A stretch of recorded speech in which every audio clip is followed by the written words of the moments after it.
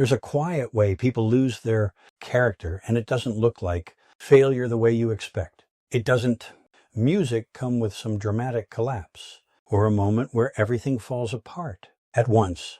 It's much more subtle than that. Music happens in ordinary conversations and passing remarks and the small things you say when you're not really thinking about who you're becoming. Most people believe their character. Music is defined by big decisions. But if you pay close attention, you'll notice something uncomfortable. Music.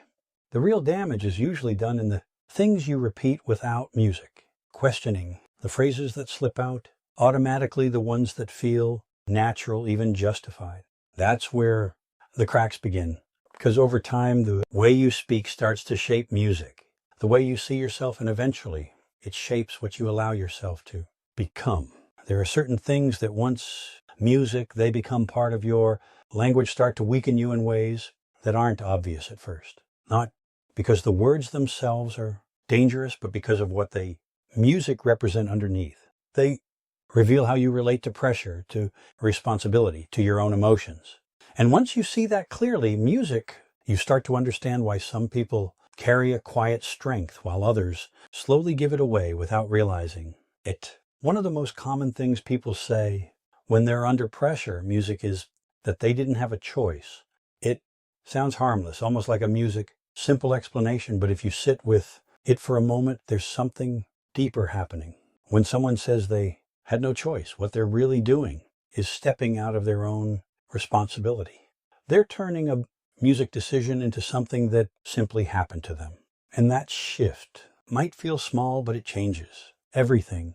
Because the moment you start telling yourself that your actions were inevitable, that music, you were pushed into them by circumstances, you begin to separate yourself from your own behavior. You stop seeing yourself as the one who decided, and instead music, you see yourself as someone who reacted.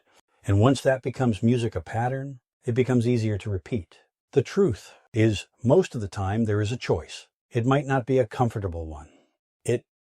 Music come with consequences you don't want to face. It might demand restraint when every part of you wants to react, but it exists. And character, music is built exactly in those moments. Not when things are easy, not when the right decision feels natural, but when it doesn't, when you feel pulled in a direction that's easier, quicker, music more satisfying in the moment, and you still choose differently. Saying you had no choice removes that entire struggle.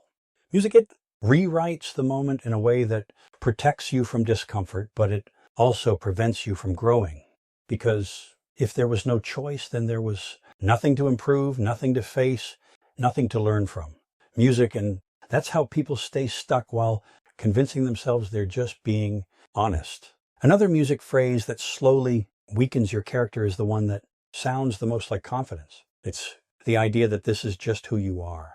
At first, it feels like self-acceptance. It feels like you're being real with yourself, like you're not pretending to be something your music not. But if you look at when people actually use it, it's rarely in moments of strength.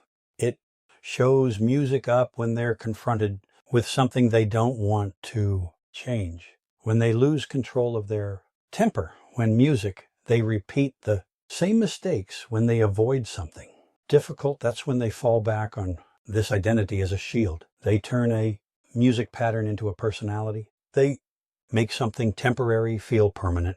And that's where the problem begins. Because the moment you decide that a flaw is simply part of who you are, you stop challenging music. You stop questioning it. You build your identity around it in a way that music makes change feel like betrayal instead of growth. But your character isn't fixed. It's not music, something you discover once and then protect forever. It's something music that is constantly shaped by what you do, especially in moments where it would be easier to stay.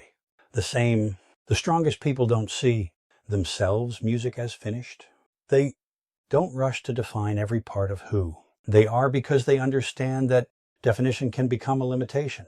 Instead, they stay aware of where they fall short, not in a way that weakens them, but in a way that keeps them moving. There's a music kind of quiet, discipline in being able to look at yourself and say that something needs to change music without turning it into a personal attack. It's not about rejecting who you are. It's about refusing to settle for a version of yourself that you know can be better. And that music brings us to something even more subtle, something that most people never question music because it feels so normal to say. It's the habit of putting your emotional state in someone else's hands without realizing it. Music, you hear it all the time in the way people talk about their reactions. They describe music, what they feel, as something that was caused directly by another person, as if the emotion itself was placed inside them. On the surface, it sounds like honesty. It sounds like they're just music describing their experience, but underneath there's a quiet surrender of control. Because when you frame your emotions as something that someone else created, you're giving them ownership over how you feel. You're telling yourself that your internal state is something that can be controlled from the outside. And once you start seeing music it that way, your stability becomes fragile. Now your peace depends on other people behaving the way you want them to. It depends on being respected at all music times, being understood, being treated fairly. And the moment any of that breaks, so do you. But people are unpredictable. They will disappoint you, misunderstand music you, ignore you, and sometimes they'll do it without even realizing it. If your emotional balance depends on them, music, then you're placing your stability in something that you can't control. That's not strength, that's exposure. The Stoics were very clear about this.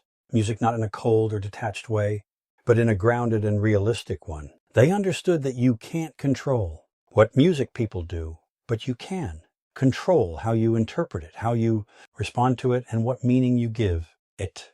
Music. And that difference matters more than most people realize, because the same situation can create completely different reactions depending on how you choose to process it. One person takes it personally, feels attacked, reacts emotionally, music, and carries that weight with them long after the moment has passed. Another sees it for what music is, recognizes what's outside their control, and keeps their balance. Music, it's not that one person feels nothing. It's that they don't hand over authority of their inner state. Music, and that's where character becomes visible. Not in what you say when things are calm, not in how you present yourself when everything is going well, but in how you speak when something challenges you. In the language you use when you're frustrated, music, when you're under pressure, when it would be easy to justify a weaker music response because those moments reveal whether you're grounded in yourself or still being pulled by music, everything around you. Most people never question the way they speak. They assume music, it's just expression, just communication, something neutral. But music, it's not. It's a reflection of how you think. And over time, it reinforces it. If you constantly speak as if you have no choice, you start to believe it. If you define yourself by your limitations, you start to live within them. If you give other people control over how you feel, you start to depend on them for your music stability. And none of that happens overnight. It builds quietly, one sentence at a time, of music until it becomes your default. That's why paying attention to something as simple as the words you use matters more than it seems, not because you need to music sound a certain way, but because you need to understand what those words are doing to you over time. Character isn't something you prove once. It's something you reinforce daily, often in ways that no one else notices. Music, and if you value it, you don't just watch what you do. You watch what you allow yourself to say. Music, especially when it would be easier not to.